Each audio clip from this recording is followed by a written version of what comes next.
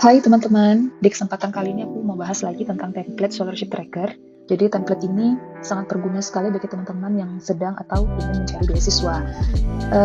Jadi template ini terdiri dari 8 tab. Yang pertama ada University Admission Tracker, kemudian ada Scholarship Tracker, ada Class Schedule, To-Do List, Kalender, kemudian Habit Tracker, Finance Tracker, dan juga Where to Learn. Jadi aku akan bahas satu-satu tentang tabnya gitu. Yang pertama ada tab README. Jadi tab README ini berisikan tentang instruksi atau panduan bagaimana teman-teman menjalankan template ini gitu. Jadi di sini sudah lengkap sekali, kita tulis step by step-nya. Jadi aku sangat menyarankan bagi teman-teman untuk baca dulu sebelum untuk memulai ngisi template-nya gitu. Kemudian ini ada tab University Admission Tracker. Jadi tab ini berisikan tentang informasi-informasi yang kalian butuhkan untuk mengajukan ke universitas. Misalnya ada program apa yang ingin diambil, nanti bisa tulis di sini. Kemudian universitas apa, skor IELTS-nya bagaimana. Kemudian ini bisa dicentang kalau kalian sudah menyiapkan dokumennya.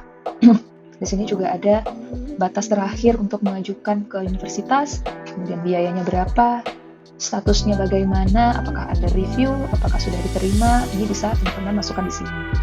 Jadi ini bisa diedit ya teman-teman, bisa dihapus. Ini aku hanya memberikan beberapa contoh supaya teman-teman tahu bagaimana isinya.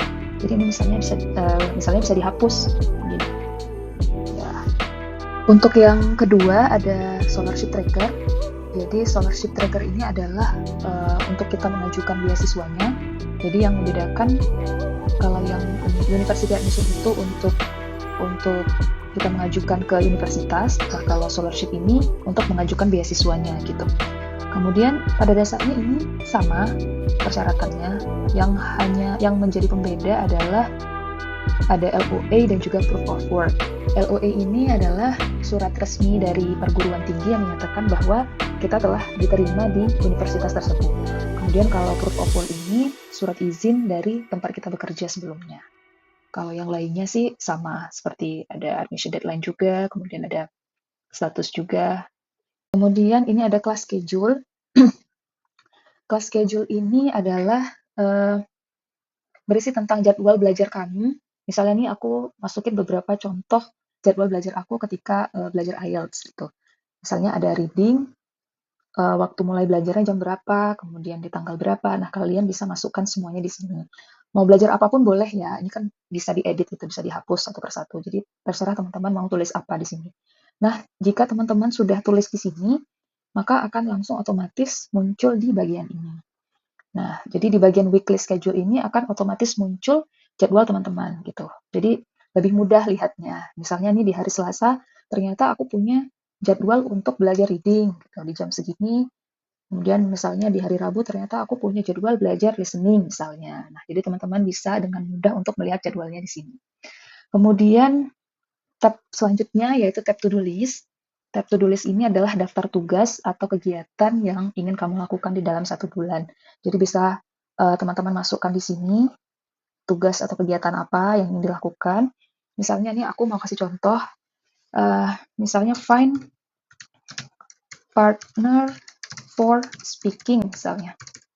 Nah, aku mau tulis ini belum dimulai, jadi teman-teman bisa pilih ya ini apa in progress atau sudah dimulai atau yang lainnya gitu. Misalnya aku akan beri contoh ini untuk di tanggal 28.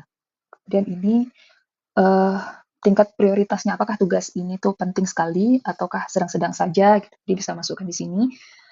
Kemudian apa yang sudah kita tulis di sini, maka dia otomatis juga akan muncul di bagian kalender.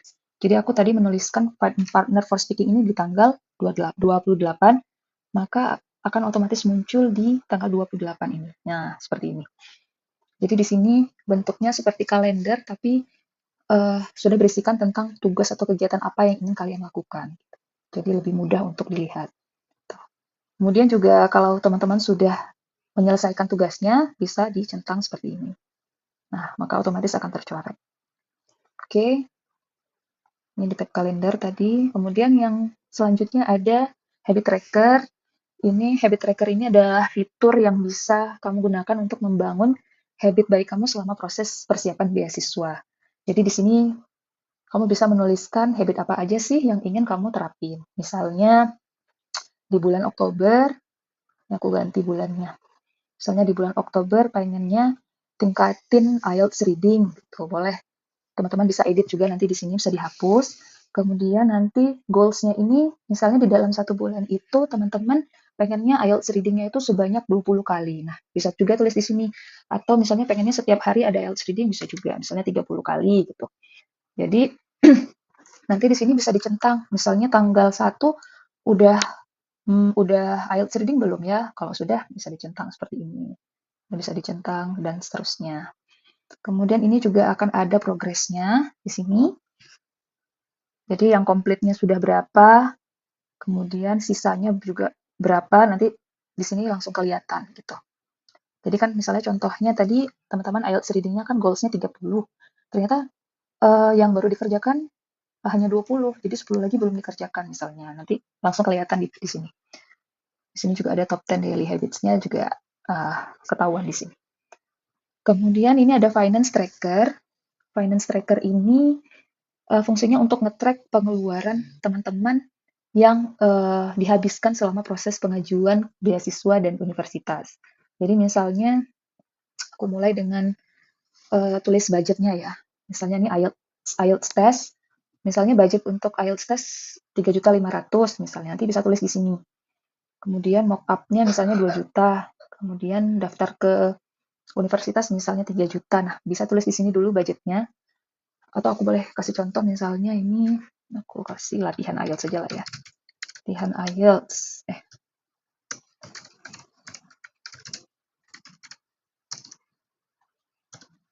Latihan IELTS misalnya budgetnya 500.000 misalnya. Kemudian, nah di sini di transaction trackernya ini adalah kondisi realnya gitu. Jadi ternyata latihan IELTS itu misalnya cuma 300.000, nggak sampai 500.000. Nah, kamu bisa tulis di sini. Maka dia otomatis akan muncul di sini, di bagian realnya. Gitu. Di sini juga akan otomatis muncul di bagian realnya. Nah, kamu juga bisa lihat visualisasinya di sini, dan ini gambaran secara umumnya. Oke, yang selanjutnya ada tab Where to Learn. Jadi, Where to Learn ini berisi tentang sumber bacaan yang relevan dengan materi yang kamu pelajari. Jadi, ini kita juga udah isi dengan beberapa link informasi mengenai IELTS. Kemudian juga ada beberapa informasi mengenai beasiswa dari beberapa universitas. Dan ini akan kita update terus. Kita akan update terus jika ada informasi-informasi beasiswa lainnya yang terkini gitu. Jadi teman-teman hanya cukup beli sekali dan ini akan bisa digunakan terus sampai kapanpun gitu. Jadi ini sudah 3 kali kita update informasinya. Jadi kita akan update terus sesuai dengan beasiswa apa yang lagi buka gitu. Oke, teman-teman, sekian dulu penjelasan dari aku. Semoga template ini berguna untuk teman-teman yang lagi apply beasiswa. Salam sukses buat semuanya.